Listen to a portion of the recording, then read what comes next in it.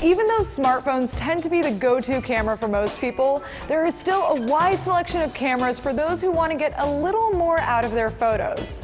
It all starts with point-and-shoot cameras. These are slim, basic cameras that shoot better than a smartphone but can still fit in your pocket.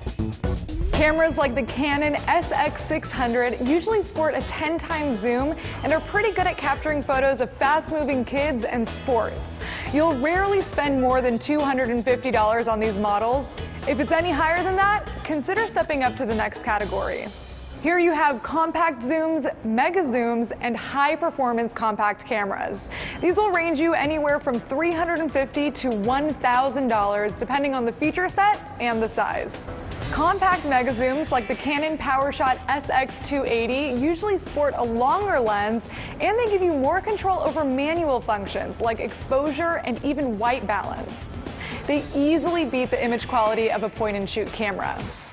Then you have mega zooms. At that point, forget about fitting anything into your pocket. These cameras sit somewhere between point-and-shoots and DSLRs as far as image quality goes. Cameras like the Panasonic FZ200 are great when you want to get close-up shots from nosebleed seats. That's their primary use. Other than that, the photo quality is pretty close to a point-and-shoot camera. Enthusiast compacts like the Sony RX100 II don't have a great zoom, but their image quality easily beats any mega zoom. A bigger sensor means higher quality photos, and thanks to their more advanced lenses, you get more of that blurry background or bokeh effect, as it's called. And even with all that tech, an enthusiast compact will still fit in your pocket. Some models, like the Sony Alpha 6000, even have interchangeable lenses, so you can replace the lens with a macro lens and get beautiful food photos. That gets you a little bit closer to a DSLR without having to carry around a camera bag. Now, for the photography enthusiast who wants professional-looking photos, there are DSLRs. Digital SLRs are fast, they sport big sensors for crisp photos, and you get all the manual functions you want. You can certainly pick one up and start using it, but for the newbie, there's definitely a learning curve. What's great is that once you outgrow the stock lens on your DSLR, you can replace it with a new one and feel like you have an entirely new camera. Once you decide what kind of camera you want, it's time to dig into the specs a little more. But don't be distracted by megapixels and zoom. Those numbers don't really mean much.